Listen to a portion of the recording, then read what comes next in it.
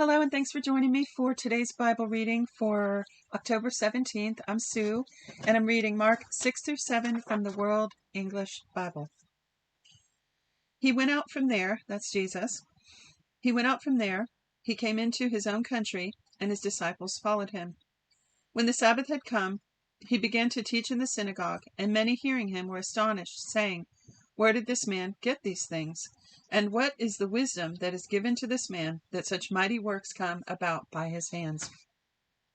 Isn't this the carpenter, the son of Mary, and the brother of James, Joseph, Judah, and Simon? Aren't his sisters here with us?" So they were offended at him. That's quite a many of Jesus' siblings there, isn't it? We have James, Joseph, Judah, and Simon, plus his sisters, however many of those there were. Jesus said to them, "A prophet is not without honor, except in his own country, and among his own relatives, and in his own house." He could do no mighty works there, except that he laid his hands on a few sick people and healed them. He marveled because of their unbelief. He went around the villages teaching. He called to himself the 12, and began to send them out 2 by 2, and he gave them authority over unclean spirits. He commanded them that they should take nothing for their journey except a staff only, no bread, no wallet, no money in their purse, but to wear sandals, and not to put on 2 tunics. He said to them, "Whenever you enter into a house, stay there until you depart from there. Whoever will not receive you, nor hear you, as you depart from there, shake off the dust that is under your feet for a testimony against them. Assuredly, I tell you, it will be more tolerable for Sodom and Gomorrah in the day of judgment than for that city." They went out and preached that people should repent. They cast out many demons, and anointed many with oil who were sick, and healed them. King Herod heard this, for his name had become known, and he said, "John the Baptizer has risen from the dead, and therefore these powers are at work in him." But others said, "He is Elijah." Others said, "He is a prophet, like one of the prophets." But Herod, when he heard this, said, "This is John whom I beheaded, for he has risen from the dead." For Herod himself had sent out and arrested John, and bound him in prison for the sake of Herodias, his brother's wife, for he had married her. For John said to Herod, "It is not lawful for you to have your brother's wife." Herodias set herself against him and desired to kill him, but she couldn't. For Herod feared John, knowing that he was a righteous and holy man, and kept him safe. When he heard him, he did many things, and he heard him gladly. Then a convenient day came, that Herod on his birthday made a supper for his nobles, the high officers, and the chief men of Galilee. When the daughter of Herodias herself came in and danced, she pleased Herod and those sitting with him. The king said to the young lady, "Ask me whatever you want, and I'll give it to you." He swore to her, "Whatever you ask of me, I will give you, up to half of my kingdom." She went out and said to her mother, "What shall I ask?" She said, "The head of John the Baptizer." She came in immediately with haste to the king and asked, "I want you to give me right now the head of John the Baptizer on a platter." The king was exceedingly sorry, but for the sake of his oaths and of his dinner guests, he didn't wish to refuse her. Immediately the king sent out a soldier of his guard and commanded to bring John's head, and he went and beheaded him in the prison, and brought his head on a platter, and gave it to the young lady, and the young lady gave it to her mother. When his disciples heard this, they came and took up his corpse and laid it in a tomb. The apostles gathered themselves together to Jesus, and they told him all things whatever they had done, and whatever they had taught. He said to them, "You come apart into a deserted place and rest a while." For there were many coming and going, and they had no leisure so much as to eat. They went away in the boat to a deserted place by themselves. They saw them going, and many recognized him and ran there on foot from all the cities. They arrived before them and came together to him. Jesus came out, saw a great multitude, and had compassion on them, because they were like sheep without a shepherd, and he began to teach them many things. When it was late in the day, his disciples came to him and said, "This place is deserted, and it's late in the day. Send them away that they may go to surrounding country and villages and buy themselves bread. They have nothing to eat." They asked him, "Shall we go and buy 200 denarii? He answered them, "You give them something to eat." They answered him, "Shall we go and buy 200 denarii worth of bread and give them something to eat?" He said to them, "How many loaves do you have? Go see." When they knew, they said, 5 and 2 fish. He commanded them that everyone should sit down in groups on the green grass. They sat down in ranks by hundreds and by fifties. He took the 5 loaves and the 2 fish, and looking up to heaven, he blessed and broke the loaves, and he gave to his disciples to set before them, and he divided the 2 fish among them all. They all ate and were filled.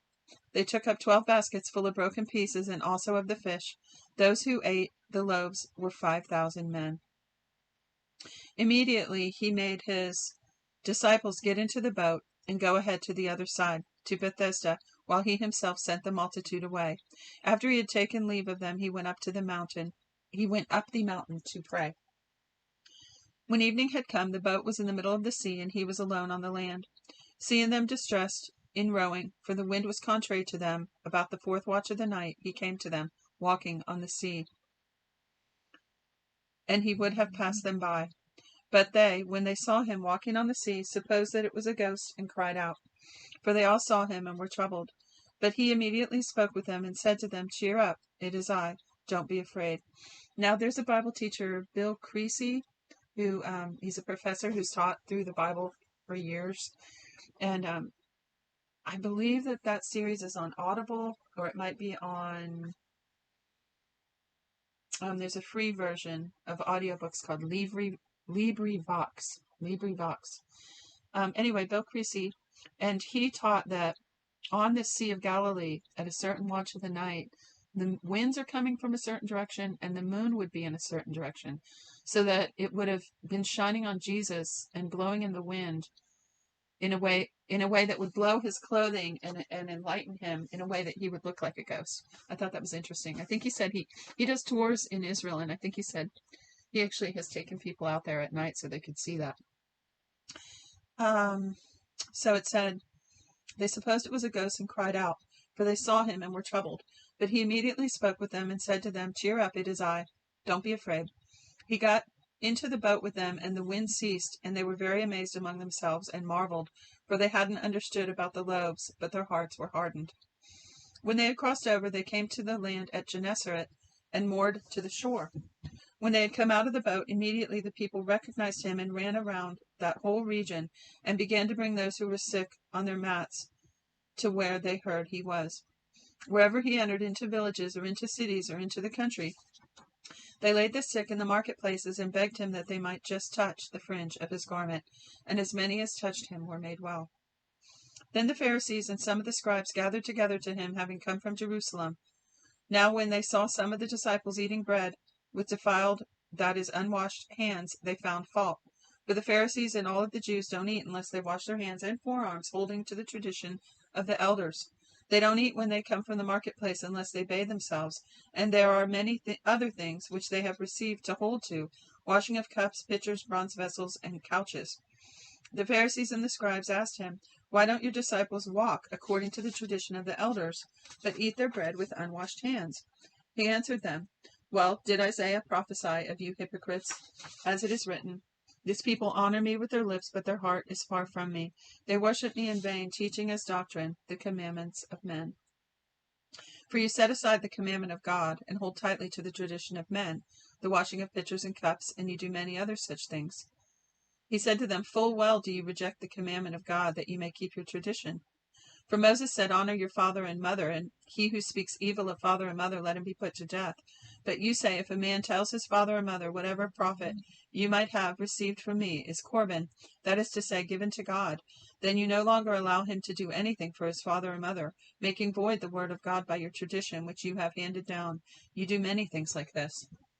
He called all the multitude to himself and said to them, Hear me, all of you, and understand. There is nothing from outside of the man that is going into him can defile him, but the things which proceed out of the man are those that defile him. If anyone has ears to hear, let him hear. When he had entered into a house, away from the multitude, his disciples asked him about the parable. He said to them, Are you also without understanding? Don't you perceive that whatever goes into a man from the outside can't defile him, because it doesn't go into his heart, but into his stomach, and then into the latrine, making all foods clean? Okay, so he's talking about nothing in the natural can save you, right, spiritually. Nothing. All this is going to perish away. It doesn't mean certain foods can't hurt you physically. It's saying that these foods aren't going to defile you spiritually. So it says, He said, that which proceeds out of the man that defiles the man. For from within, out of the hearts of men, proceed evil thoughts, adulteries, sexual sins, murders, thefts, coveting, wickedness, deceit, lustful desires, an evil eye, blasphemy, pride, and foolishness. All of these evil things come from within and defile the man. From there he arose and went into the borders of Tyre and Sidon. He entered into a house and didn't want anyone to know it, but he couldn't escape notice. For a woman whose little daughter had an unclean spirit, having heard of him, came and fell down at his feet. Now the woman was a Greek, a Syrophoenician by race. She begged him that he would cast out the demon of her daughter. Cast the demon out of her daughter. But Jesus said to her, let the children be filled first, for it is not appropriate to take the children's bread and throw it to the dogs. But she answered him, yes, Lord, yet even the dogs under the table eat the children's crumbs. He said to her, for this saying, go your way, the demon has gone out of your daughter. She went away to her house and found the child, having been laid on the bed, with the demon gone out. Again he departed from the borders of Tyre and Sidon, and came to the Sea of Galilee, through the middle of the region of Decapolis. They brought to him one who was deaf, and he had an impediment of speech. They begged him to lay his hand on him. He took him aside from the multitude privately, and put his fingers in his ears, and spat, and touched his tongue. Looking up to heaven, he sighed, and said to him, Ephrathah, that is, be opened. Immediately his ears were opened, and the impediment of the tongue was released, and he spoke clearly. He commanded them that they should tell no one, but the more he commanded them, so much the more widely they proclaimed it. They were astonished beyond measure, saying, he has done all things well. He makes even the deaf hear and the mute speak. That's it for today's reading. Thank you again for joining me. Please check the description for helpful links and details about the channel. There is an email address in there for questions, prayer requests. If you want to request a free one-year Bible, please use that. There are also links for playlists for the Bible if you want to put on those continuous play playlists and listen while you're doing your daily tasks. And so that's it. Until next time, God bless you.